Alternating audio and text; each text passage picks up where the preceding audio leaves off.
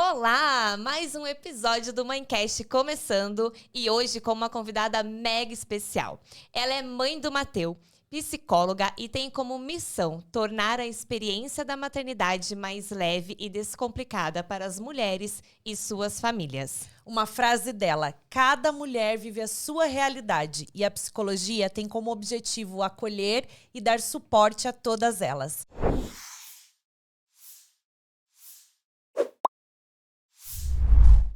Seja muito bem-vinda, Rafa Magarinos! Uhul! Muito obrigada, Rafa. Eu que agradeço, é um prazer estar aqui com vocês. Direto de Itapema para Curitiba, para Sim. gravar uma enquete. Maravilhosa. A gente, nossa, muito privilegiada. Né? Adorei. Curitiba mora no meu coração, então é sempre um prazer poder voltar. Já morou aqui, né? Já Quanto morei tempo, Rafa? 16 anos. 16 anos, nossa. Foi uma fase bem diferente. Eu estudei Direito aqui, que foi a minha primeira graduação. Sim. Então a vida mudou muito desde então, mas eu adoro essa cidade e estou bem feliz de estar aqui com vocês. Eu até ia mesmo comentar, a gente começar o nosso episódio de hoje com isso, né? Porque eu vi que você se formou em Direito, você chegou a exercer a função de Direito. Eu estudei para concurso público, porque naquela época eu tinha uma ideia de que eu precisava ter uma profissão assim importante.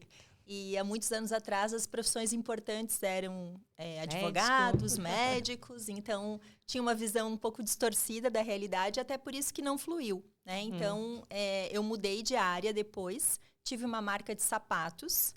E logo depois cheguei na psicologia, que de fato me encontrei, é o que eu realmente gosto. Rafa, e até aproveitando, né, que você comentou que se formou em Direito e gostaria de saber se chegou a exercer essa função, como que a psicologia entrou na sua vida, em que momento que você fez essa transição? Eu estudei um tempo para concurso público e não tive êxito. E essa frustração, até com a questão profissional, foi um dos motivos que me levou a buscar psicoterapia. E por outras razões também, questões familiares, de pertencimento, identificação. E aí eu fui para a psicoterapia e foi um processo muito transformador para mim. Quando eu consegui me aproximar de verdade de quem eu era, veio muito a ideia assim, eu quero contribuir com a vida de outras pessoas para que elas também vivam isso.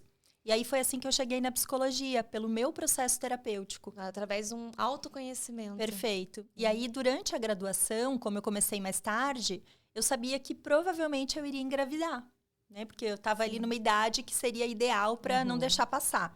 E aí eu engravidei e a experiência da maternidade foi muito difícil, especialmente o pós-parto. E aí eu decidi, não, é isso que eu quero fazer, eu quero trabalhar com mães, com mulheres, para justamente tornar a vida delas um pouco mais simples. Porque pode ser um período da vida muito desafiador.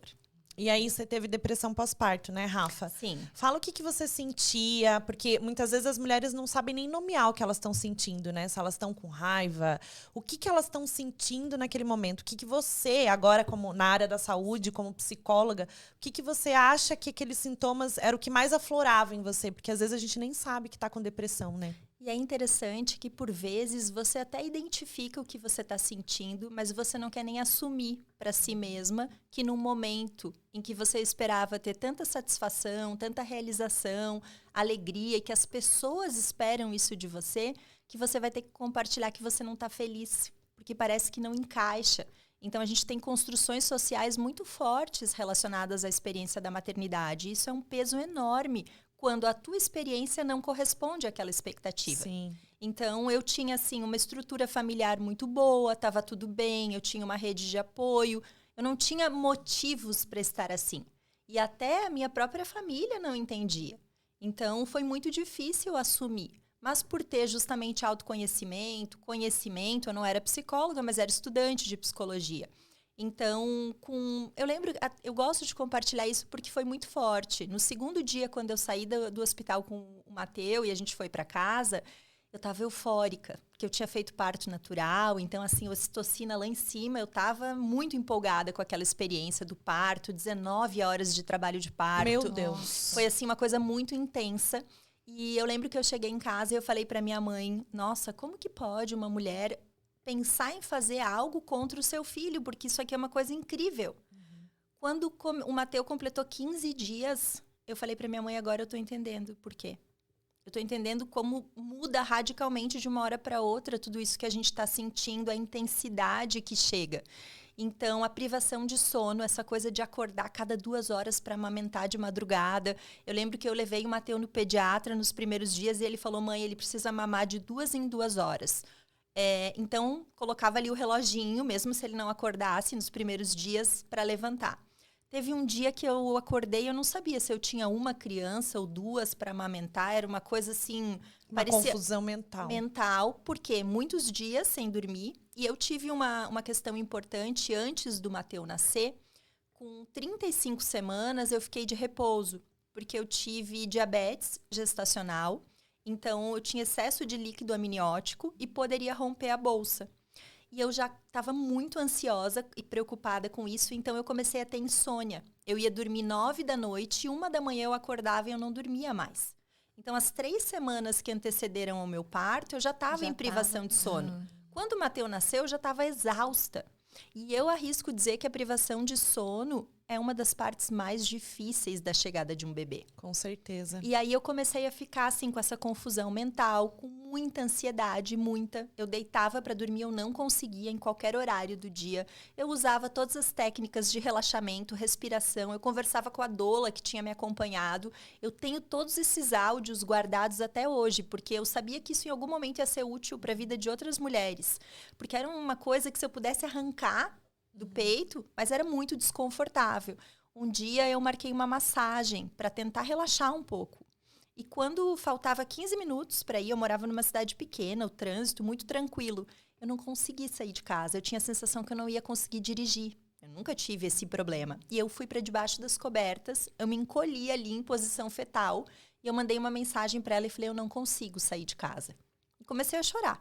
Banho, eu fui dar banho no meu filho quando ele completou 45 dias. Meu Deus. Eu não conseguia, eu tinha a sensação que ele ia escorregar, que eu ia afogar. Então, vinham muitos pensamentos ruins, como se eu pudesse fazer algo contra o meu bebê. Né? Muito medo, muita insegurança. E aí, com 15 dias dele, eu já fiz contato com uma psiquiatra. Eu falei, eu não tô bem, eu preciso de ajuda. E aí ela falou, Rafaela, como você tem conhecimento e até autoconhecimento, você se percebeu, vai fazer alguma atividade física. Tenta liberar um pouco essa ansiedade. E aí eu fui fazer yoga, estava lá fazendo yoga e veio o pensamento, eu não vou dar conta, talvez seja melhor eu desistir de viver. Nossa. Então foi uma coisa muito forte. E isso foi uma das coisas que me impulsionou a querer trabalhar com essa temática, porque eu penso que se eu, com suporte emocional, psicológico, com uma estrutura familiar, tive um pensamento de morte nesse momento, eu fico imaginando outras mulheres que têm uma realidade muito distante da minha. Nossa. E até mesmo as que têm uma realidade parecida e que não se acolhem, se culpabilizam, se punem por não estarem felizes. E então, que não pedem ajuda, né? Isso. As estatísticas sobre depressão pós-parto, elas são sempre mascaradas, porque muitas mulheres não pedem ajuda. Então, a gente tem aí que aproximadamente 20% das mulheres têm depressão pós-parto. Mas muitas, e eu vejo ali na minha caixinha de perguntas, anos depois elas relatam, eu acho que eu tive isso e até hoje o meu humor parece que não voltou a ser como era antes.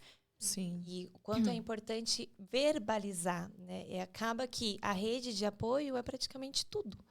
Porque essa mãe, ela precisa se auto-perceber primeiro, para depois poder passar para uma outra pessoa de que ela precisa de ajuda. Porque para ela sair dessa situação, é só com uma rede de apoio. Né? Não sei na sua visão, Rafa, mas porque... como que era? Como Isso que a eu gente queria envolve perguntar essa rede? antes um pouquinho. Como é que era para as pessoas que estavam ao teu redor? Por exemplo, as pessoas percebiam que você estava, você falava a todo momento, eu não tô bem, não tô bem. Ou você escondia um pouco, tentava camuflar? Não conseguia camuflar. Não? Não, porque eu chorava muito, com muita facilidade, aquela ambivalência, assim, tô muito feliz, daqui a pouco tô chorando, desesperada, muito irritada, uma irritabilidade. Isso era o que era mais nítido para as pessoas. E as pessoas entendiam assim, a gente tá fazendo tudo aqui por você e você tá dando patada. Uhum. Então, as pessoas têm dificuldade, principalmente porque muitas pessoas não sabem que isso pode acontecer. Especialmente o baby blues, que é aquele período a partir do 3º, 4º dia e que dura aproximadamente 2 semanas, a maioria das pessoas nem sabe o que é baby blues, principalmente a rede de apoio. Porque a gestante, ela pode ser orientada, ela pode receber esse tipo de informação até no pré-natal. Mas a mãe que vai estar ali junto, às vezes a funcionária de casa, até outras pessoas próximas, se elas não tiverem conhecimento de que aquilo ali é natural, como que elas vão lidar? Elas vão julgar, vão criticar. Você deveria estar feliz, não sei por que você está chorando. O teu filho é lindo, você teve um bebê perfeito. Você não queria ter um filho? Isso é uma bênção. Como que você está reclamando?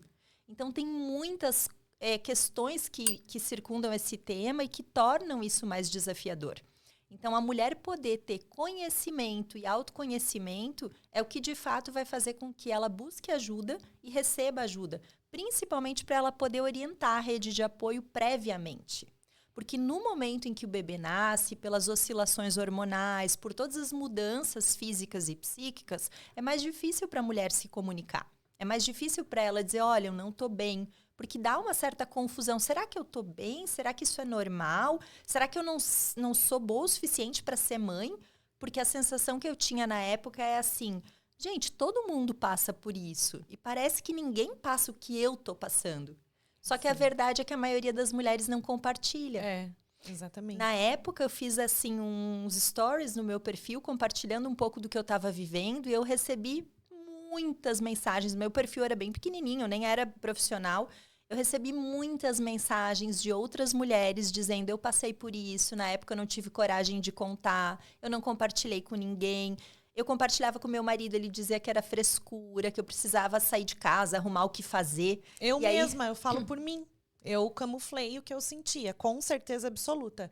Eu queria demonstrar o tempo todo que eu era forte, Que dava o conta. tempo todo que eu dava conta, que eu era boa o suficiente, que eu poderia cuidar da minha filha sozinha, que eu não precisava da ajuda de ninguém. E isso é totalmente mentira. Porque eu tava ali camuflada nos meus pensamentos, escondendo o que eu tava sentindo, com um baby blues fortíssimo, porque depois eu fui entender por que vinha essa vontade de chorar o tempo todo. Eu tinha vontade de chorar, daí escorria as lágrimas, sozinha, num canto. Porque eu pensava, eu não quero que ninguém me veja chorando, porque minha filha é perfeita, a gente coloca isso como, né, é tudo, tá tudo bem, porque Como que eu tô se não chorando? tivesse justificativa. É que a Exato. gente tem um medo do julgamento. Então é por isso que E ele existe, E ele não é um medo em vão. Existe. Por isso é necessário trabalhar a rede de apoio, de Mas fato é muito passar solitário. o conhecimento. A maternidade ela é muito solitária em diversas fases da vida. Tanto para uma mulher que acabou de ganhar o filho, como para outras fases que a mulher pode viver na vida dela, uma separação ou alguma coisa nesse sentido, é solitário. Porque é sempre a mulher que vai estar à frente de tudo. É ela que tem que resolver. Então, não necessariamente a gente precisa estar nesse lugar o tempo todo. Nós, como mulheres, a gente tem que se unir e falar. Você tem que falar que você passou e eu também, para que você também, para que outras Verbalizar. Para que outras mulheres se sintam à vontade e acolhidas. acolhidas. Essa questão da solidão materna é muito forte, ela é difícil de descrever em palavras. É uma coisa muito estranha, porque às vezes você está cercada de pessoas, mas você está se sentindo sozinha. E por que isso? Especialmente pelo fato de que eu vivi isso naquele momento. Hoje, a intensidade com que essas memórias chegam aqui em mim não tem nem comparação do que quando aconteceu. E aí, com o passar do tempo, a gente vai se distanciando um pouco dessa realidade. Então, quando uma amiga, uma pessoa próxima está passando, você não tem mais aquela noção da proporção que aquilo é. E aí, o que as outras mulheres costumam dizer? Vai passar. Vai passar, mas a que custo? Precisa ser tão pesado? Precisa ser tão duro? E aí, o parceiro também tem uma dificuldade muito grande de entender isso, porque ele não sabe como se posicionar. Lamentavelmente, a nossa cultura não prepara o homem para esse papel. Isso não é uma justificativa, mas explica o porquê também para o homem é muito mais difícil. Eu sempre reforço que hoje, até com as redes sociais, a gente tem muitas possibilidades para que o homem se permita viver essa experiência da melhor forma possível. Vai estudar, se prepare, conheça a realidade. Mas a gente sabe que isso ainda é exceção, não é a regra. Sim, a gente ainda tem tá um longe. movimento de uma mudança muito significativa da paternidade. Eu vejo cada vez mais homens engajados, querendo participar de fato, desempenhar o verdadeiro papel de pai. E um pai, ele pode ser tão presente, afetuoso, amoroso com o filho como uma mãe. mas ele precisa ter interesse de ser assim. É. Porque diferente da mãe, isso não é natural e instintivo. Porque a mulher tem a gestação para se aproximar do bebê. Tem um estudo que foi feito, publicado no ano passado, que mostrou, avaliando pais europeus e pais dos Estados Unidos, de primeira viagem. Quais eram as mudanças cerebrais que aconteciam nesses homens com a experiência da paternidade? E o que a gente percebeu? O que o estudo percebeu? Que as mudanças são similares às mudanças da mãe, mas de uma magnitude muito menor. E aí, o que é definitivo para que o homem, de fato, consiga desempenhar um papel muito próximo da mãe? O engajamento dele nas experiências. Então, quando o homem participa desde a gestação, acompanha no pré-natal, se envolve nas decisões, se envolve também afetivamente, porque muitas vezes o homem se prepara para ser pai falando dos aspectos materiais. Ele vai cuidar da vida financeira, ele quer trocar de carro, ele quer aumentar a casa maior, ele quer ser o provedor. Só que a mulher precisa de um parceiro ali do lado dela, que enxergue as necessidades dela e que ouça quando ela pedir, eu quero você aqui, quero você segurando a minha mão na hora do exame para saber se está tudo bem com a criança. Porque essas preocupações que a mulher tem durante a gestação já podem ser um fator de risco para uma eventual depressão pós-parto. O isolamento social, como vocês falaram, essa coisa do pós-parto, de ficar sozinha, querer dar conta de tudo, o isolamento social é extremamente prejudicial. E o que a nossa cultura hoje promove? Nasceu um bebê, fique 3 meses dentro de casa e não saia. Então, a gente precisa estar atenta para não ir para os extremos. Porque, de fato, a gente precisa respeitar vacinas, cuidado, não receber visitas. Mas você colocar o teu bebê num carrinho e dar uma voltinha na quadra, pegar um pouco de sol, ver outras pessoas, você não precisa ter contato. Mas sair daquele ninho que a gente preparou com tanto cuidado, certamente vai facilitar esse processo e vai distanciar a mulher desse medo, dessa insegurança, que dentro de casa só é reforçado. Sim. A gente sempre coloca tudo na frente, né? Então, nada, você não vai sair por conta disso, você não vai fazer aquilo por conta daquilo. Só que a gente pensa assim, o bebê é pequeno, depende de você, muitas vezes, né? Porque a grande maioria das mães amamentam. A amamentação, então, a acho amamentação que é o mais... pega demais, porque a mãe ali, a Manu postando o vídeo dela comendo e amamentando, eu falei, meu Deus, que dó, entendeu? Deixa eu ir lá, deixa que eu seguro ela, faço um soninho pra você comer, entendeu? Em paz, pra tomar um banho. A gente tem que falar do todo, né? Porque é muito... Eu entendo, né, a paternidade, assim, no seguinte sentido, são 5 dias de licença, gente. A gente tá falando aqui de um absurdo. E isso, né? foi algo verificado até no estudo, foi observado por que os pais espanhóis engajaram mais. Porque a licença paternidade na Espanha tem uma duração maior que a dos Estados Unidos. Então, isso é algo que a gente precisa olhar enquanto sociedade. Sim. Ainda que eu saiba que, para colocar na prática, não é tão simples. O nosso papel aqui, enquanto profissional de saúde mental, é dizer o ideal, né? Não é dizer que vai ser possível colocar em prática agora. Mas a gente não tem também como exigir do homem se ele, no dia seguinte, tem que estar retomando a vida, trabalhando. Exatamente. E, às vezes, sai de casa muito cedo e volta à noite, o bebê já está dormindo. Então, que horas ele vai ser esse pai presente? A hora que ele estiver disponível para a família. Porque quanto mais ele se afasta disso, igual você comentou, na gestação, né? Quanto mais envolver o pai nesse processo desde a gestação, nas consultas, nas preocupações que vem, a mãe compartilhar isso com ele, melhor. Mais ele vai trazer esse afeto, esse acolhimento, essas preocupações também. Então, se o pai, a partir de 5 dias, já tem que voltar à vida normal dele, já afasta muito, é muito tempo fora de casa, fora daquela realidade da mãe. Mas a gente também não pode esquecer que, ainda que o homem trabalhe fora de casa, e eu entendo que há exceções, tem profissões que têm um trabalho muito pesado, muito exaustivo, mas o trabalho que a mulher tem dentro de casa, na maioria das vezes, é muito mais exaustivo do que o trabalho que o homem está tendo na rua. Porque o homem, quando tá fora de casa, ele conversa com outras pessoas, ele se distrai, nem que seja no caminho. Ele tem uma rotina, ele para pra almoçar, ele consegue ir ao faz uma banheiro, refeição, né? Ele né? consegue tomar um copo de água, um café, ele conversa, ele vê outras coisas. A mulher não. E aí uma queixa bem recorrente das mães e que faz muito sentido é assim, eu tô o dia inteiro dentro de casa, sozinha, sendo demandada pelo bebê, com as coisas da casa. E quando o parceiro chega em casa, ele reclama que eu só falo disso, ou que eu não estou disposta para conversar ou para dar atenção. E, na verdade, essa mulher ficou o dia inteiro esperando o homem chegar em casa para assumir um pouquinho o bebê, para ela poder tomar um banho e comer alguma coisa quente. Porque durante o dia ela foi engolindo o que tinha. E assim, antes de viver essa experiência, eu ouvia outras mulheres falando assim... eu não tomei banho. E eu achava uma coisa assim surreal. Não é possível. Não é possível que essa pessoa não conseguiu tomar um banho. Eu, quando tive meu filho, eu fiquei 2 dias, não consecutivos, mas teve 2 oportunidades que eu optei por não tomar banho e dormir. É uma Porque, escolha, é assim, sempre uma escolha.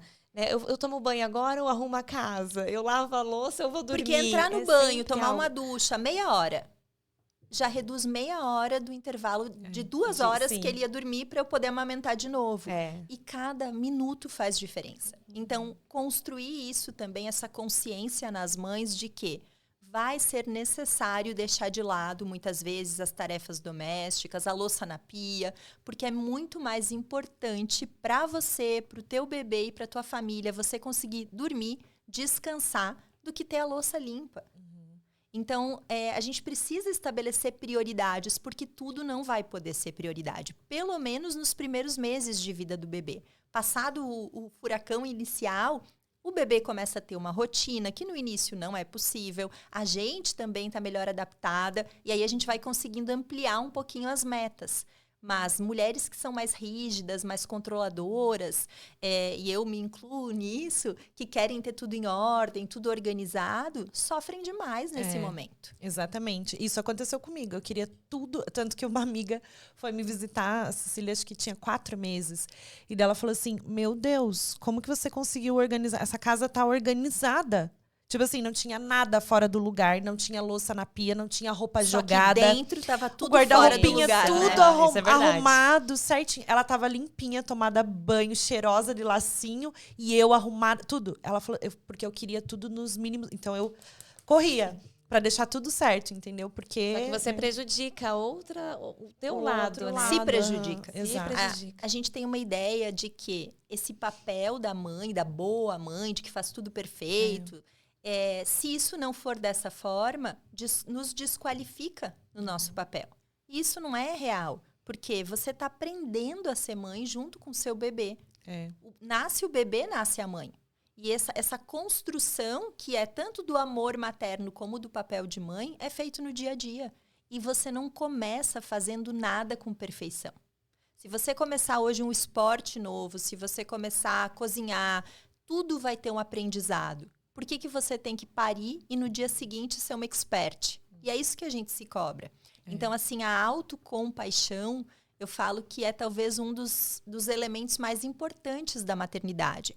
Por quê? Essa gentileza, essa amorosidade, esse cuidado que a gente tem com o bebê, se a gente conseguir direcionar para a nossa vida, sem dúvida alguma ela vai se tornar muito mais leve. Com certeza. E as mães, elas conseguem entrar em contato com a autocompaixão quando o caos se instala. Só quando a situação já está muito crítica. Eu observo até pela terapia.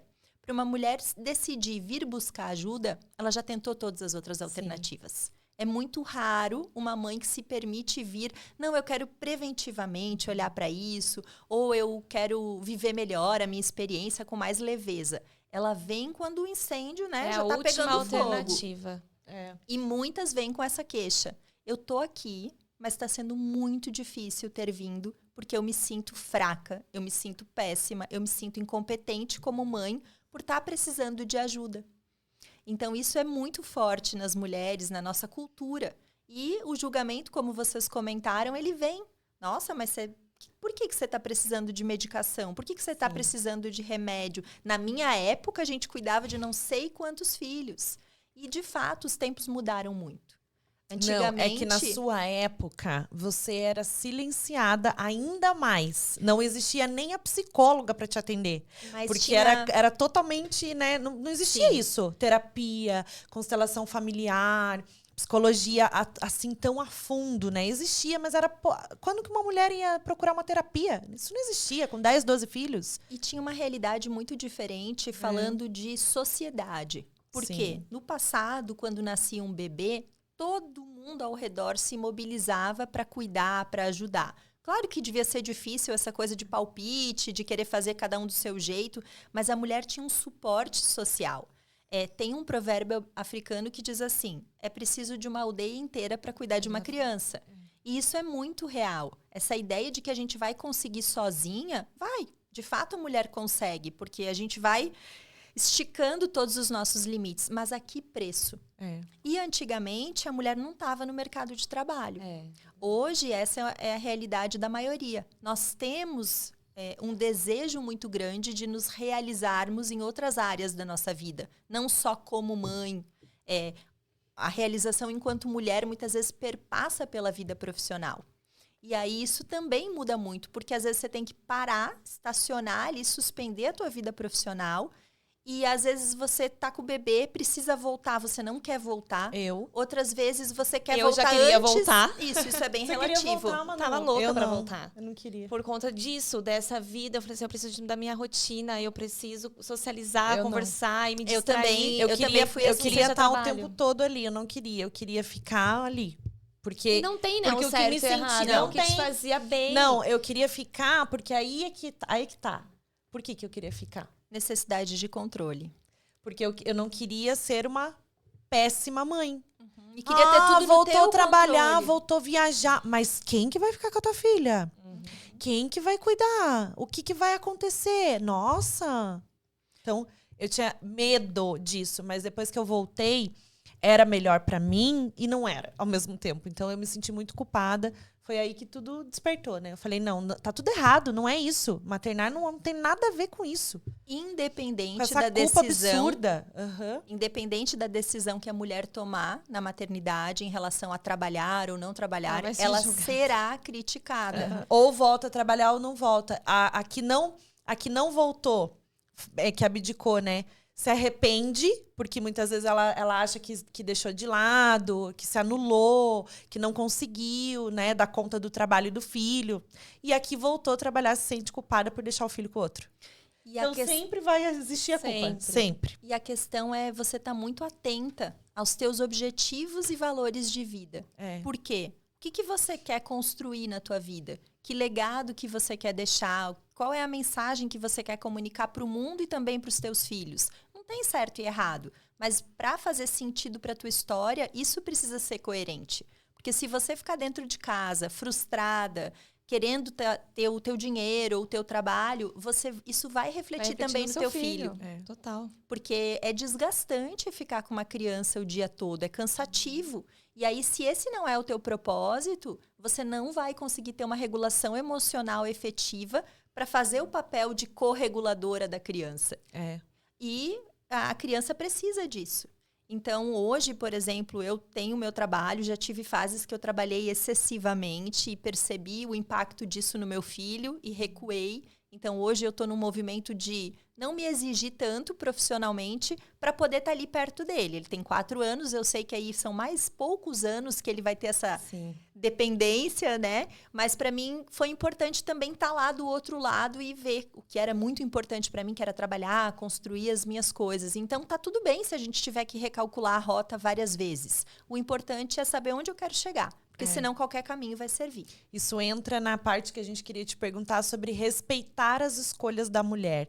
De todas as ferramentas e recursos que a gente falou aqui, como dar prioridades, que você falou, de colocar o que eu preciso fazer realmente para aquilo, né? E não se culpar por isso, eu acho que a principal é o respeito com a escolha da mulher, né?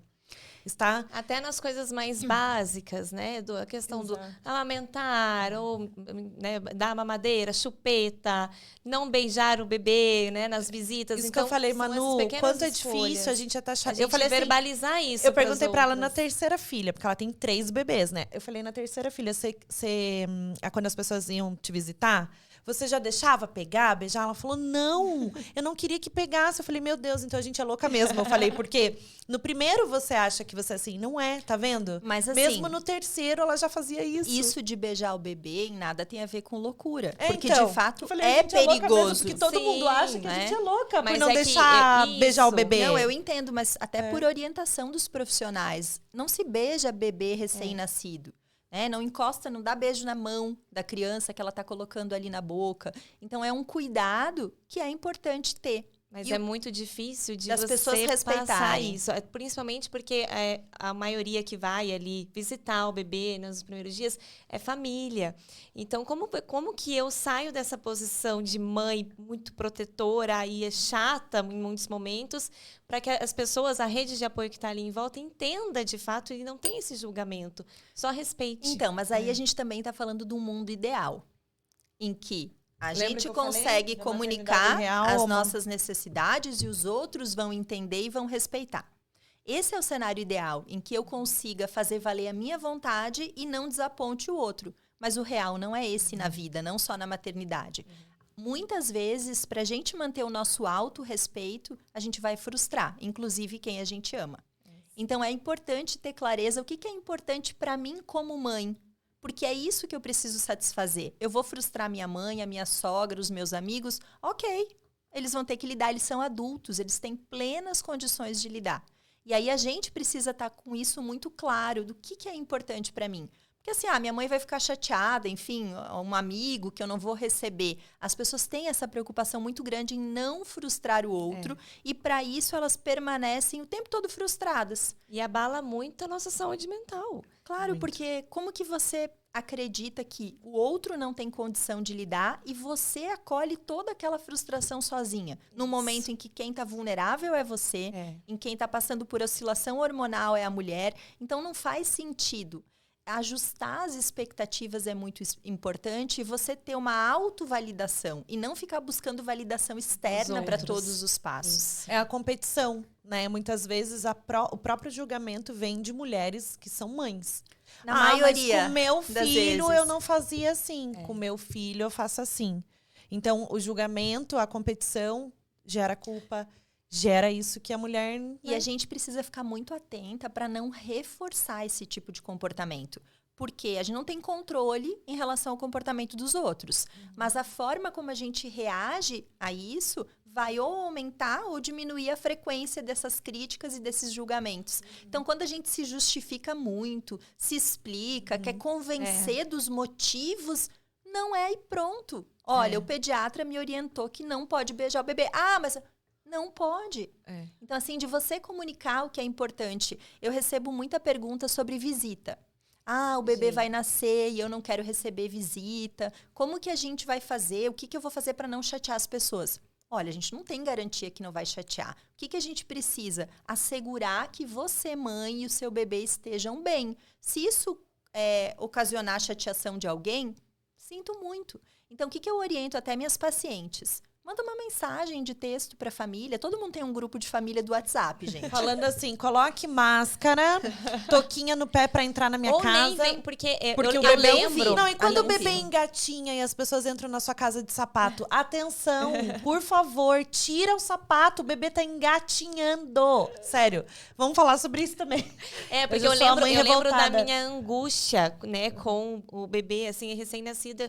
E aí vinha as mensagens, as pessoas querendo visitar, e aquela minha angústia, assim, eu não quero, tudo que eu não quero agora é alguém aqui dentro da minha casa, e ao mesmo tempo eu não conseguia responder, eu não conseguia evitar aquela situação. Então, o parceiro eu é uma persona importante Isso. nesse momento para blindar a mulher e a criança. Infelizmente, tem muitos homens que chamam os amigos para fazer churrasco, ficar tomando vinho para comemorar a chegada do bebê. Fez um baita churrasco. É bem comum isso. Mas assim, o casal Resolve, precisa... tá? Só pra te avisar. Mas eu falo pra ele, e hoje ele tem uma consciência melhor disso, né? Ele fala assim, realmente, minha mãe, Nem eu tinha essa consciência, Manu. Então, ele, É cultural até. Sim, eu lá, ainda no processo de amamentação, com dor, e aí eu tinha que me esconder no quarto para amamentar, e as pessoas no churrasco comentavam assim, ela tá bem? O que tá acontecendo? Eu só queria amamentar em paz. Então, hoje ele tem E manter consciência a disso, rotina da criança. Acho que isso é o mais desafiador. Mas... Porque quando todo mundo for embora da sua casa e a criança se agitou e saiu da rotina, quem vai passar a noite em claro, em razão daquilo, é a mãe. Quem fica é a mãe. Quando todo mundo vai, quando a luz apaga, todo mundo dorme, quem fica é a mãe. A mãe tá.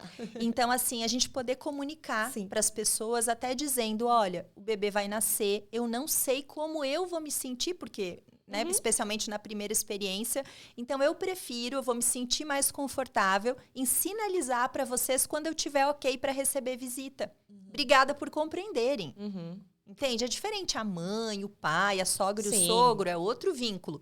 Mas amigos, parentes, até porque às vezes as pessoas acham que elas têm obrigação de ir. Às vezes elas nem queriam ir. E elas acham que é chato não ir visitar. Então, quando você manda uma mensagem assim, as pessoas se sentem liberadas também. Eu penso assim, se eu tivesse um outro filho, né, eu ia... Nossa, com certeza, a gente passa por isso de novo.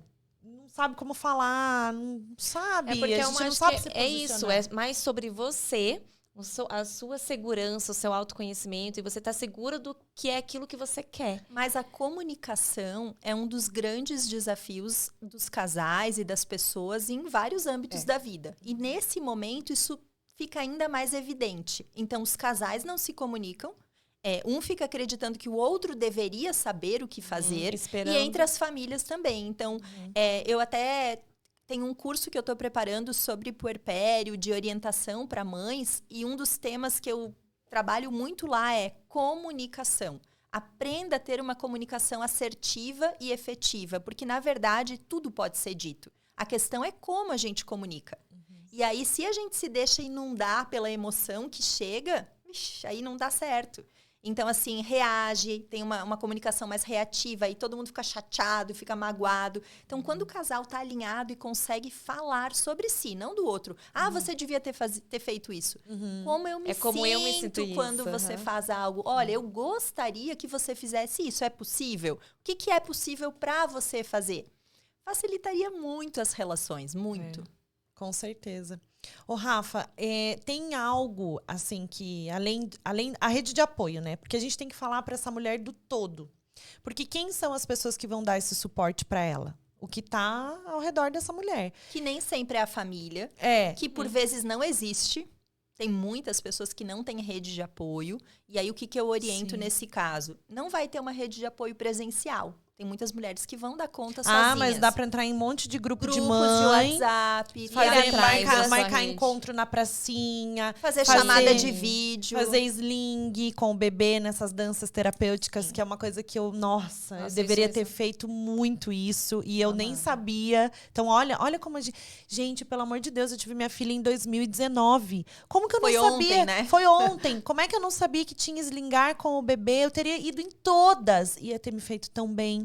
Porque eu gosto de fazer massaginha com óleo, de cantar pra ela, de contar historinha. O sling ia ser uma coisa que ia me deixar bem. Porque isso eu descobri depois. Isso eram elementos que me traziam conexão com ela. É o suporte social que é importante, e né? Emocional total também. Porque a gente tá ali presente, ia dançar com o bebê. Eu não sabia, Manoel. Eu descobri porque eu realmente, né, nesse momento, eu coloquei no Google lá e assim, o que fazer, eu fiquei tão imersa em olhar sobre a maternidade e não encontrar algo que conectasse ali que eu nem prestei atenção. E faz muito bem. Porque só o fato não precisa nem ser algo muito específico, uma aula. Eu estava mais preocupada com a amamentação, em deixar ela alimentada e bem, e poder fazer tudo, deixar ela limpinha e tudo certinho, do que eu slingar, sair, fazer... E se você tem, por exemplo, um grupo de outras mães que estão vivendo a mesma fase, você compartilha lá ou ouve alguém falando algo, você naturaliza aquilo que você está vivendo.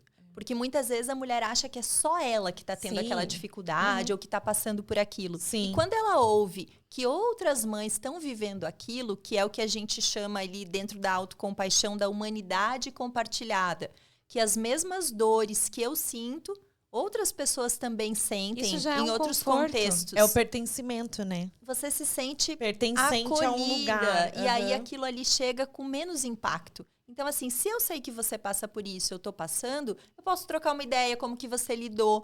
Eu não vou mais ter vergonha, talvez, de falar para uma terceira pessoa. E isso tudo vai tornando o dia a dia muito mais simples. Agora, se eu me fecho, como até você trouxe, e eu quero executar tudo, organizar tudo, deixar tudo pronto, ser perfeita, ganhar ali o atestado de mãe, nota 10. Eu cada vez me afasto mais de mim. Não dá pra ela gravar o florescer, não? Maravilhosa, né?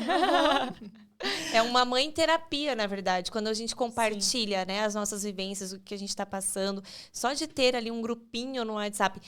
Mãe que está vivendo, mesmo que ela fale, vai passar, amiga, mas ela viveu. Então ela tem uma empatia maior com o que você passou, o que você está passando, o que você está sentindo, né? E uma coisa que eu percebo que muitas mulheres vivem é o ressentimento materno com o parceiro. Justamente por essa falta de comunicação e ajuste de expectativas. Então, a mulher começa a se ressentir com o marido por ele continuar a vida dele, aparentemente da mesma forma, por ele poder ir na academia depois do trabalho e ela tá em casa, por ele, às vezes, querer ir encontrar um amigo ou fazer algum programa que não faz parte do repertório dela. E até conversando com algumas mães, não é nem o fato do homem ir, é dela não poder também fazer. Então vai gerando um ressentimento que gera um distanciamento dos casais no momento em que eles precisariam fazer o movimento oposto, que é se unir. Então a mulher acredita que o homem não deveria ir na academia já que eu não posso. Mas em momento algum ela não fala. Ela fala assim, olha, eu tô me sentindo muito sozinha. Essa 1 hora que você vai treinar, ao longo do dia que eu já fico aqui sozinha, é muito para mim. É possível você não ir por um tempo? Ou é possível você reduzir? Mas as pessoas não falam. E aí a gente fica esperando que o outro atenda as nossas necessidades que ele desconhece. Então as pessoas não são capazes de ler mentes. E eu falo muito da mulher comunicar, às vezes até recebo críticas nesse sentido de que, mas o homem não é um bebê, a gente não precisa ficar falando tudo. Concordo plenamente. No mundo ideal, esse homem se prepara e sabe o que ele tem que fazer.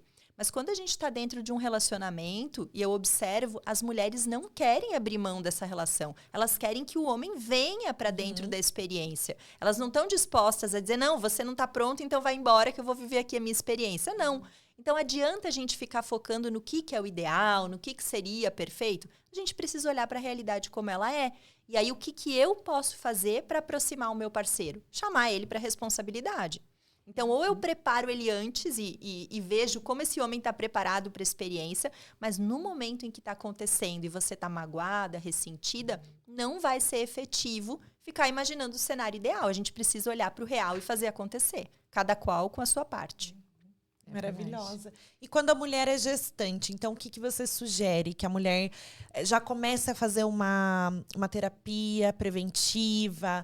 Qual que é o primeiro passo? Eu descobri que eu tô grávida, Rafa. Na tua concepção, assim, hoje você como profissional, né, psicóloga atendendo mães, o que você faria de diferente? Porque você viveu isso lá atrás. Tem uma questão importante que a gente não pode deixar de olhar, que é assim, a gestação foi planejada?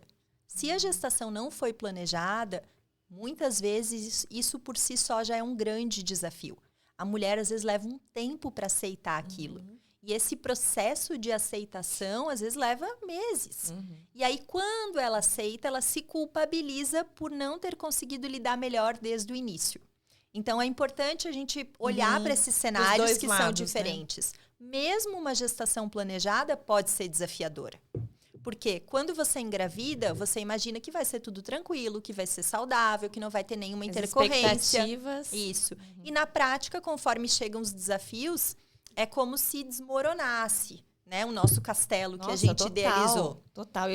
Eu falo que o Eduardo, meu primeiro filho, a maternidade já veio assim muito avassaladora, porque eu tive toda uma expectativa, na minha cabeça estava tudo organizado, foi planejada a gravidez dele. E aí o Eduardo nasceu e ele teve que ir para UTI, mas assim, ninguém esperava isso. E aí que caiu a ficha, porque eu já, sabe assim, quadrinho da porta da maternidade, as lembrancinhas. Então, tava tudo muito planejado na minha cabeça. E daí, eu, controladora também, vi que eu não tinha, eu tava de mãos atadas, eu não tinha o que fazer. Ninguém pegou lembrancinha, ninguém foi no hospital. Ficou um bom tempo na UTI, tive que voltar, tive alta sem levar o meu bebê para casa. Então, ele já veio me trazendo assim, espera aí, volta, dê um passo para trás, que a maternidade não é bem assim. E essa tua experiência, ela exemplifica bem uma situação muito comum. Estou grávida, vamos ter um bebê, o foco é para quê? Preparação da maternidade, quartinho, enxoval, tá todo mundo atento a isso. E a parte emocional é muito negligenciada. Dificilmente, quando você tá gestante, alguém te encontra e pede assim, como que você tá se sentindo? Como que tá sendo tá grávida? Não, é assim. E o bebê, tá tudo bem? Pra quando? O enxoval tá pronto? E o quartinho? Porque as pessoas estão com os olhares voltados para isso. Sim. Só que no momento em que nasce o bebê, se faltar qualquer item do enxoval, você consegue pedir para alguém ir lá na loja e buscar. Mas se faltar esse preparo emocional, esse cuidado, vai ser bem difícil para resgatar. Vai precisar de ajuda. Então, assim, no cenário ideal, a gente faria, junto com o pré-natal convencional, o pré-natal psicológico, em que a mulher recebesse, né, o casal recebesse orientações sobre amamentação, comunicação, sobre as questões até de saúde mental, o que pode acontecer. Porque a mulher também pode ter depressão, transtornos ansiosos já no período gestacional. Sim. E existe muito mito também em torno desse tema, de que não pode ser medicada, e aí a mulher segura ali para não precisar de ajuda, porque ela acha que se ela tomar um remédio, ela vai prejudicar o bebê, ou ela não vai poder amamentar. Ainda tem muita informação ruim nesse sentido e muito profissional desatualizado. Então, às vezes, eu vejo até na minha caixinha de perguntas. Eu tomava medicação, engravidei e o profissional suspendeu. Só que nem toda mulher tem essa recomendação de suspender a medicação. A depender do transtorno que essa mulher tem, e a medicação for segura, os prejuízos que ela vai ter por retirar a medicação são infinitamente maiores do que eventuais riscos da medicação. Então, voltando ali a essa questão da gestação, a mulher poder estar atenta a ela, as expectativas que ela tem em relação a essa experiência. Né? O que significa para mim ser mãe? O que eu estou esperando com a chegada do meu bebê? Quais são os meus objetivos e valores enquanto mãe? O que eu quero construir no meu relacionamento? O que eu espero do meu parceiro? Quando o bebê nasceu, imagino que meu marido vai me ajudar de que forma? Né? E eu sei que o ajudar... sempre que a gente fala, vem um massacre. Mas é que a gente acaba falando isso até por uma força do hábito. Mas, assim, o que eu espero do meu parceiro no desempenho do papel de pai? É que não deixa de ser um apoio, né? Claro que ele tem uma responsabilidade, É que é a tanto quanto função a mãe. dele, Mas né? assim como a mãe não nasce sabendo ser mãe, porque ser mãe não é intuitivo. As pessoas não acham, é. tem instinto Não materno. é instintivo Que e instinto natural. é esse que você tem que aprender a fazer o seu peito ficar em formato de C, para você dar na boca do bebê, abrir mais o queixinho dele, porque senão ele não consegue fazer uma pega correta, vai ferir seu peito. E que a gente nem sabe identificar o que é uma pega correta se você não tiver uma orientação. Que informação. instinto é esse que seu filho tá com uma alergia da fralda e você não sabe identificar se foi a fralda, se foi a pomada, se foi alguma coisa que você deu de comer? É uma construção. Não é instintivo, nada é instintivo. É uma construção, é um vínculo. Então, é todos os dias. O pai, acredito que, igual você falou que a mãe ela já começa a construir a relação com o bebê na gestação, porque o bebê tá dentro dela. Mas com o pai é depois, porque o pai Pode ele vai... ser já na gestação, a Sim. depender do engajamento que esse homem Se tem. ele fizer parte Então, de se todo ele o Mas a for- processo. grande maioria só enxerga a paternidade a hora que vê o bebê. Ver o bebê pronto. concreto, no colo. Exatamente. Então, é mais difícil, mas a gente entende que para os dois não é. Ambos vão construir essa relação. E eu acho que mais do que isso, a gente tem que estudar. Porque depois que você tem filho, você tem que cada vez mais se atualizar, olhar para aquilo e falar... tá... A educação fala aí sobre se autoeducar, fazer coisas por você, para você ficar bem, para estar bem para o seu filho. E é você com filho de interessante. 4 anos, você não tem que ter uma boa ferramenta de comunicação? Muito. Muito, cada vez Alguém mais. te ensinou isso lá atrás, quando você estava grávida, e falou, viu? Quando seu filho estiver fazendo birra, você sabe o que você tem que fazer? Se prepara. A gestação, ele é um preparo para isso que você falou. Quais são as escolhas e os meus objetivos como mãe? Que tipo de mãe eu quero ser para o meu filho? Né? Eu quero ser uma mãe leve, feliz, que gosta do que faz, que trabalha, que sai, que está comigo presente, que ela se conecta, mas ao mesmo tempo a minha mãe está bem, ela está bem comigo. Né? E deixar alinhado isso durante a gestação vai... Porque no momento que você está no meio do caos, com o bebê já... É muito mais difícil. É muito mais difícil para você conseguir se comunicar de uma forma positiva com o seu parceiro. Não, e até para ter clareza do que Sim. você está querendo. E tá tudo bem também mudar de ideia. Porque até falando antes, a gente estava falando das visitas. Às vezes você imagina que você vai querer receber visitas, porque você é uma pessoa que sempre gostou de estar cercada de pessoas, e o bebê chega e você não quer ver ninguém, e vice-versa. Às vezes você acha que não vai querer ver ninguém e tá muito tranquilo. Sim. Então, assim, deixar para avaliar isso também no momento da chegada, mas já sinalizar para a família, olha, eu não sei como vai ser, então eu prefiro comunicar depois que eu tiver com o bebezinho aqui em casa. Porque pode mudar de um dia para o outro. É uma montanha-russa, muitas vezes, esse período inicial. Então, a gente poder se respeitar e comunicar para as pessoas que estão ao redor. E a gente tem que entender que a paternidade, ela vem já, né? Antigamente, o homem já era... A mulher já ficava mais em casa e o homem saía para trabalhar. A gente sabe dessa cultura, né, que era vivida antigamente, é que agora a mulher consegue fazer muito mais coisas. Então, esse homem, ele não está preparado, assim como você, né? Mas esse homem, ele não está preparado, ele não sabe como fazer. Ele também não foi ensinado. Então, é os dois juntos agindo como um time e pensando o que nós podemos fazer, se unir para cuidar dessa criança, é puxar a autorresponsabilidade para ambos. E é agora? engraçado isso que você falou, que assim, hoje a mulher consegue fazer muito mais coisas, mas por uma aprendizagem social, porque o nosso cérebro, ele não foi feito para ser multitasking. A mulher, ela consegue fazer várias coisas ao mesmo tempo e o homem não. Na verdade, pela pressão e construção social, a gente foi se adaptando. Mas isso não existe. Isso traz sobrecarga, exaustão. Essa solidão materna toda é fortalecida por essa ideia de que eu tenho que dar conta de tudo sozinha, porque o homem não consegue fazer duas coisas ao mesmo tempo. E o homem está lá trabalhando fora de casa e a mulher está trabalhando 24 horas por dia, 7 dias por semana, turnos ininterruptos, porque o bebê não tem uma pausa. E sem remuneração. Então, assim, é maravilhoso ser mãe. Eu sempre falo, eu trago muitos desafios, então às vezes parece que eu só vejo sombra na maternidade. De forma alguma. A maternidade na minha vida foi transformadora. Eu tô aqui hoje porque eu fui mãe. Então, assim, toda a minha parte profissional eu construí a partir da minha experiência também, o desejo de estudar. É uma coisa maravilhosa, mas a gente não pode deixar de validar e reconhecer que, para muitas mulheres, esse período que é o esperado, desejado, muitas vezes como o mais incrível da vida, acaba se tornando um pesadelo. E se ela não buscar suporte, isso vai prejudicar o vínculo que ela está desenvolvendo com o bebê, vai prejudicar especialmente ela e também a relação conjugal. Sim. Você falou de homem não faz duas coisas ao mesmo tempo, né? Do cérebro, a gente se adaptou. Para o homem, nessa questão do sono, né? Que a gente estava falando sobre isso. A mulher, ela tem essa habilidade de acordar mais vezes do que o homem. O que acontece? Porque a gente tenta acordar o homem, ele não acorda. Ele não acorda com o choro do bebê, ele não acorda com barulho nenhum. Ele dorme que nem uma pedra. E a mulher dá o despertar, o bebê respirou, a gente tá ali. Eu fui cancelada até uma vez nas redes sociais com esse tema, porque eu trouxe um estudo que de fato não era robusto, mas eu tinha uma audiência pequena naquela época, e aí quando você tem uma audiência pequenininha, você já tem um vínculo com ela, e ela entende o que você compartilha. Quando aquilo extrapola a tua audiência, cada um interpreta de um jeito.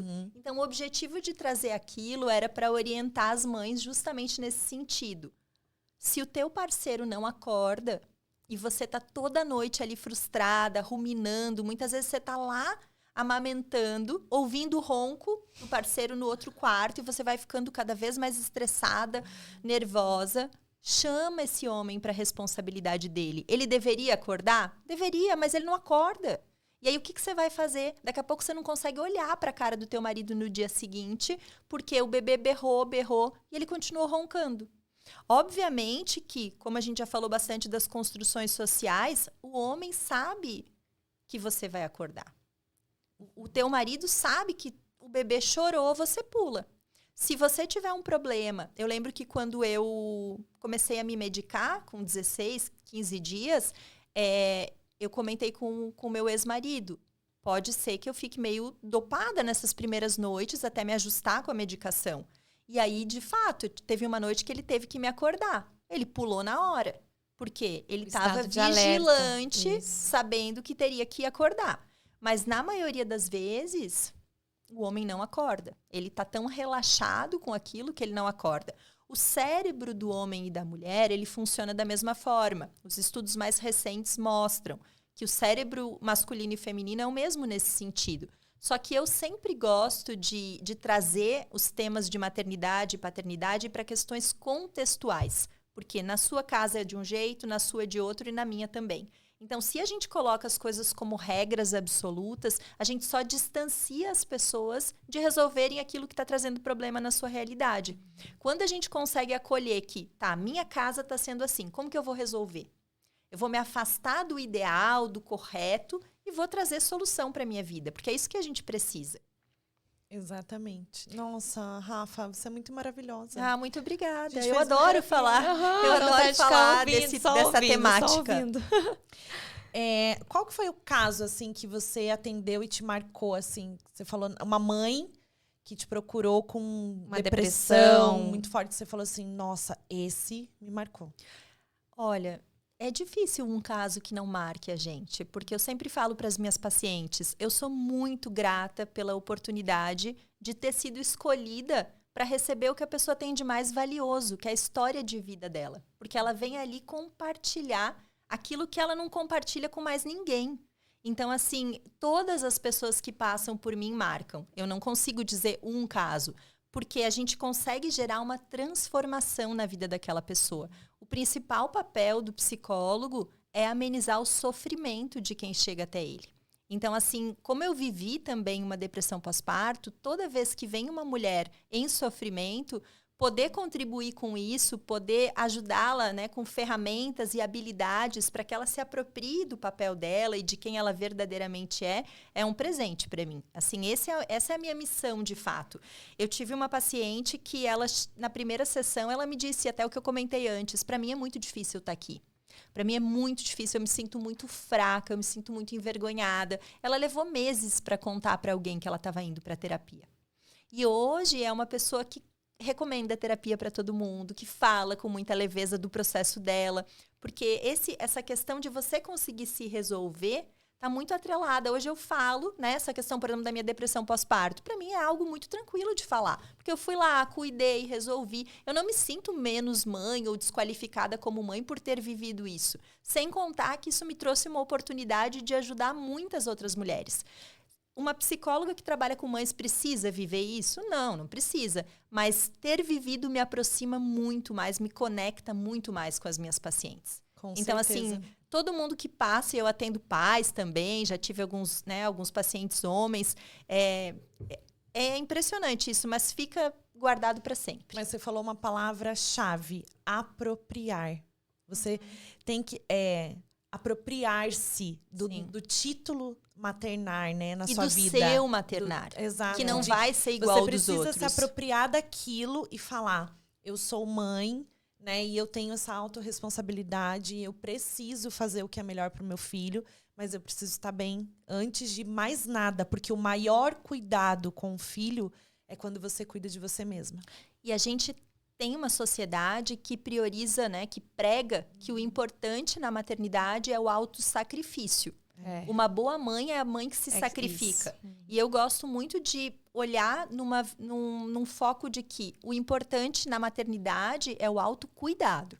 Se a gente não se cuidar, se fortalecer, ter o nosso momento diário, coisas simples, práticas muito simples do dia a dia, mas que a gente saia do piloto automático e faça com intencionalidade. Então, assim, como você falou no início, tomar um banho.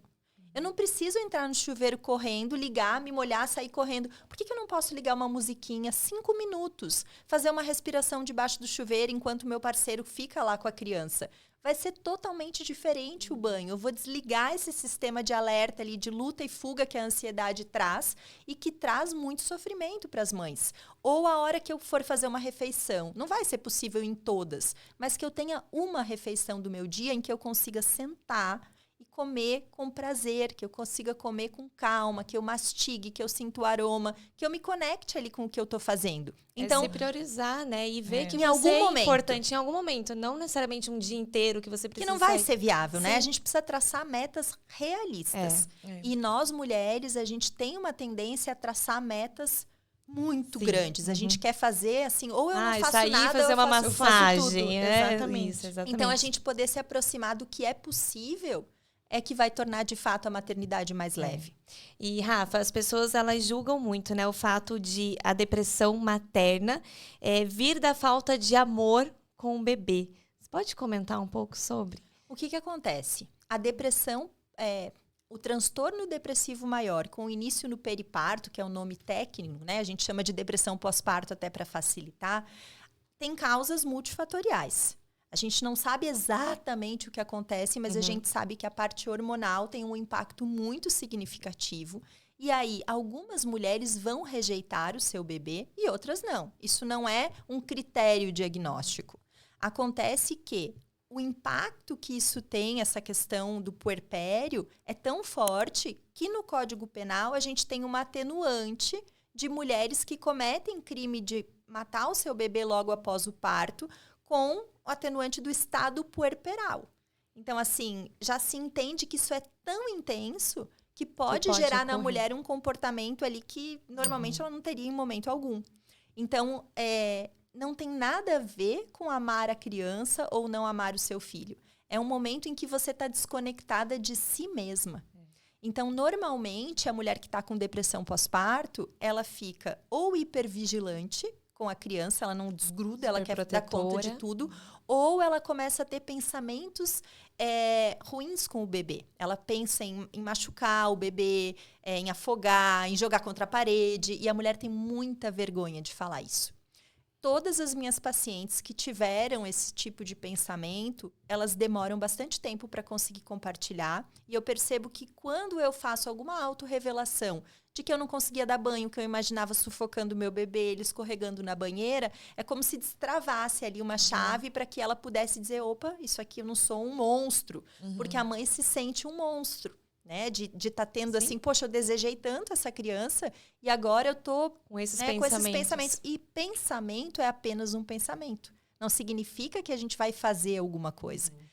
O pensamento, a gente está o tempo inteiro pensando. Em qualquer momento. Nosso pensamento pode ser em formato de palavras, frases, imagens mentais. Mas não significa que aquele pensamento é real. Então, a gente sempre tem que buscar evidência. Nesse momento, eu tô pensando em jogar meu filho na parede. Tá, mas o que demonstra que eu jogaria? Nada, eu não fiz nenhum movimento para isso. É só uma forma de extravasar ali que aquilo ali tá muita pressão, tá muito medo, muita insegurança. Então, não é uma regra essa questão da rejeição e é até importante falar, porque muitas mulheres deixam de buscar ajuda porque elas estão super apegadas no bebê e elas acreditam que não, mas se eu tivesse com depressão, eu não conseguiria cuidar do meu filho ou eu estaria rejeitando o meu bebê. Também isso é um tem mito. O sentimento contrário, de superproteção. Sim, de pensamentos obsessivos dos cuidados com o bebê.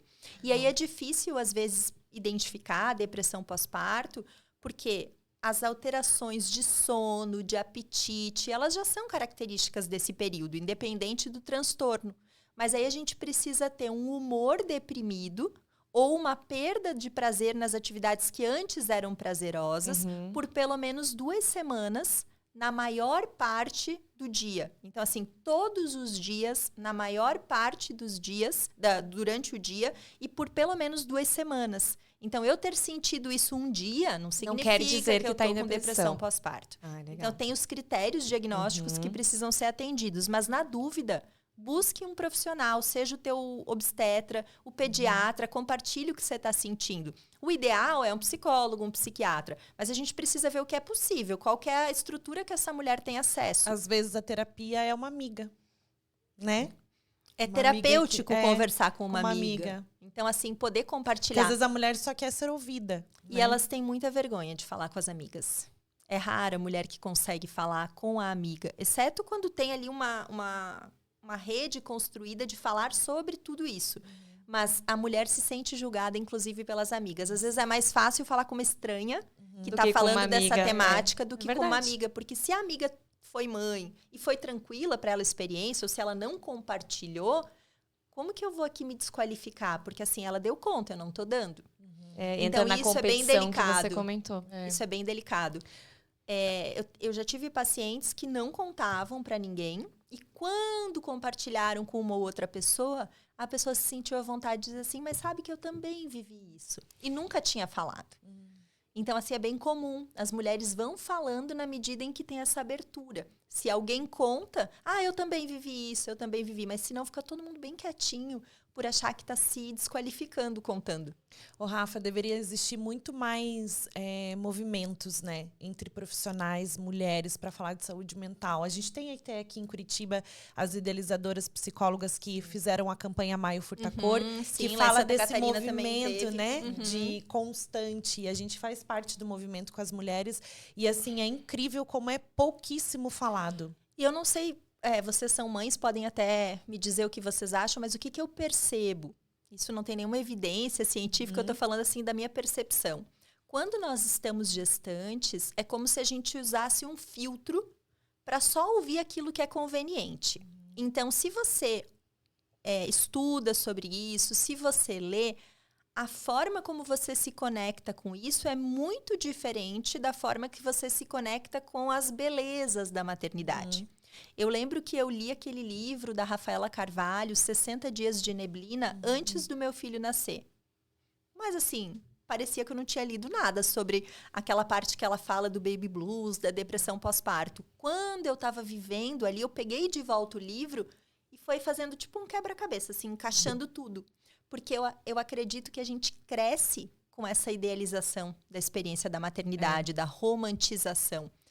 Da família, do bebê, até a imagem da mulher é vista como imaculada, como inatingível nessa fase. Então, perpassa muito pela desconstrução dessa visão romântica da maternidade. Não é demonizar, mas é trazer para um olhar um pouco mais realista de que é um momento incrível, que pode ser muito especial, mas que pode sim também ser muito difícil. E independente de como ele for, a gente precisa viver esse momento na inteireza que ele tem.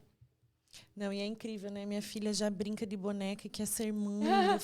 Eu olho pra ela ali dando mamazinho, assim, colocando a mamadeira e eu falo, não sabe de nada. É que a gente acaba buscando Ela o já que a quer gente quer brincar ouvir, de né? ser O que é mãe. bom, o que vai nos trazer conforto. E você acredita que não vai acontecer com você. Já nasce com isso, eu falo, nem sabe, tá nem... Mas até lá, as coisas já, acredito que já tenham mudado. É para isso que a gente tá aqui, Sim, que a gente exato. se Isso movimenta. também é um movimento. Exato, porque eu acredito que vai ser muito mais leve, muito mais. Essas questões, essas competições vão diminuir muito, porque cada vez mais as mulheres precisam se unir. E eu sempre alerto as mães, especialmente como eu, mães de meninos, porque cabe a nós também esse trabalho de orientação, de desconstrução dessa paternidade distante, de mostrar para o nosso filho, porque o menino não brinca de boneca, mas ele vai ser pai? Sim. Ele vai ser pai. O menino também pode ser ensinado a ser um cuidador. Porque ser pai é ser cuidador. Com certeza. Então, hoje, quando a gente fala sobre regulação emocional, quando a gente ensina sobre emoções para os meninos, quando a gente abre espaço para eles falarem o que eles estão sentindo e valida isso, a gente está desconstruindo esse processo. Porque o homem, ele não se sente, né? O homem contemporâneo está mudando, mas ele não se sente confortável para abrir as emoções. E para o homem também é difícil a chegada de um filho. A gente está aqui falando muito, né, do que o pai não faz ou deixa de fazer, mas para o homem também é um momento desafiador. É aquilo que eu porque falei, é muita ele não mudança. nasce sabendo. Sim, também há E transformação ele se nele. sente perdido muitas vezes, porque o papel do homem na chegada do bebê, ele é muito mais voltado para a parceira do que para o bebê. O bebê precisa da mãe na maior parte do tempo. O pai pode sim ajudar com muitas coisas, no sentido de deixar o leite se essa mulher precisa descansar, tirar leite, ele amamenta. Mas na maioria das vezes a mulher, se ela tem condições de amamentar, ela quer amamentar. Então ele pode dar banho, ele pode fazer outras coisas, mas o principal Corta a fruta, papel deixa do ladinho, coloca é água na garrafa. então, mas daí é deixa do atender lado. a mãe. É Exatamente. ser um parceiro, é criar um ambiente, um espaço em que essa mulher consiga se dedicar para o que ela quer naquele momento, que é cuidar do bebê. E isso vale também para a rede de apoio. Você precisa sinalizar, você mãe precisa sinalizar para sua rede de apoio o que você espera dela. Então, eu quero ajuda com a casa, eu quero que vá no supermercado, eu gostaria que fizesse outras atividades. Tem mulheres que não, eu quero poder ir no mercado, fica um pouquinho com o bebê. Ou eu quero dormir, eu quero até limpar a casa. Tem mulher que gosta de querer poder fazer alguma coisa para gastar aquela energia. Mas precisa existir essa comunicação para que todo mundo se ajuste. Por quê? A chegada de um bebê impacta a vida de toda a família. Todo mundo precisa se ajustar para desempenhar os novos papéis. Então, os avós vão reviver a experiência da paternidade e da maternidade deles. Quando a vovó chega lá na casa e vê o bebezinho, que muitas vezes é a cara do filho dela, ela revive tudo. Então, também é desafiador. A gente poder ter essa empatia um com o outro nessa fase, certamente aproxima muito mais as famílias. E é difícil ter, porque cada um só está olhando para o seu, Isso, nossa, seu papel. Muito legal o que você colocou agora, né? Essa visão do ter a empatia com a avó, principalmente. Porque muitas mães falam, nossa, minha sogra, minha mãe, elas querem cuidar, elas querem pegar, elas querem trocar roupa, e aí a gente olhar por esse outro lado, né? De que, olha isso, ela tá revivendo, então ela quer. E Mas muitas tem a vezes não é mãe. que ela tá te desqualificando, ainda que é assim que a gente interpreta a Sim. mãe. Eu lembro que meu filho chorava e minha mãe corria tirar do meu colo, arrancava do meu colo Como se pra você não acalmar. fosse dar conta. E eu me sentia péssima, porque eu pensava, eu não consigo acalmar meu filho. E aí, quando a minha mãe... E eu fui me diminuindo cada vez mais. Então, ele chorava, eu entregava para ela. Porque aquilo foi me gerando insegurança. Quando deu 30 dias, mais ou menos, a minha mãe foi para casa dela. E aí, eu fiquei sozinha com o bebê. Nossa, eu tava apavorada. Quando ela voltou, uns 15 dias depois para visitar... E eu fui fazer terapia. Eu lembro que eu fui fazer terapia e deixei com ela na sala. E ele começou a chorar e não parava. E aí a minha psicóloga da época falou assim, vamos fazer uma pausa, 5 minutinhos, você vai lá e acalma ele e depois você volta. E eu peguei ele no colo e em segundos ele parou. Naquele momento ali eu me senti assim, me apropriei. A minha mãe não tinha conseguido acalmar ele e ele Você tinha acalmado conseguiu. com o meu cheiro, porque eu já estava mais calma. No início, a gente está tão ansiosa, está tão insegura, que a gente passa isso pro bebê. Então, o colo da avó acalma mais que o nosso, porque É a a avó tá corregulação, tranquila, né? Exatamente. Então, é muito aprendizado, né, nesse início. Muito. Nossa, Muito mesmo. demais. Ai, a gente precisa encerrar. Mas Muito eu quero bom. a Rafa no potinho pra levar ela comigo. Ela vai falando assim, sabe? Coloca a Rafa aqui, agora fala. Nas situações da vida, sabe? Quando você precisa ouvir, aí a gente vai reviver o podcast. Ouvir de novo. Fico bem Graças feliz a Deus que- que fica gravado. Tenham gostado. Foi um prazer. Obrigada, Obrigada, viu, Rafa. por tanto conteúdo, tanta sabedoria, tantas coisas, aprendizados compartilhados com a gente aqui também. E a gente queria fechar, para encerrar, maternidade é... Uma viagem muito intensa. Eu com vejo volta, assim. né? Eu acho que é uma viagem porque a gente está sempre mudando. A gente está sempre mudando o rumo, o destino, porque a criança, o desenvolvimento da criança demanda de nós isso. A gente precisa se reinventar o tempo todo. O que você aprendeu para usar com o teu bebê, agora precisa ser reajustado para quando ele está um pouquinho maior. Meu filho agora tem 4 anos, é muito diferente. Então, a gente está o tempo todo em movimento. Né? E as crianças hoje são do movimento. As crianças já têm um outro ritmo, então elas demandam de nós o tempo todo. E isso eu acho maravilhoso da maternidade. E para a mãe de mais de um filho, é ainda mais transformador. Porque por mais que ela já tenha tido todo o processo Cada com um o é de um primeiro, jeito. vem um serzinho totalmente diferente. E ela tem que reviver e reaprender tudo.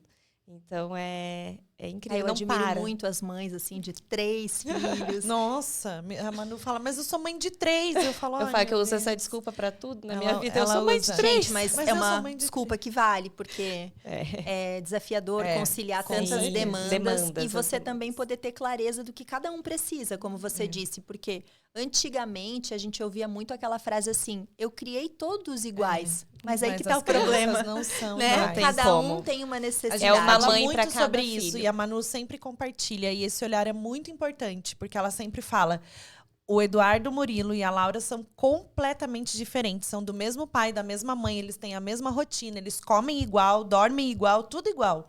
Mas eles são crianças com essências e individualidades totalmente diferentes, que com um ela tem que ser uma mãe, com outro outra.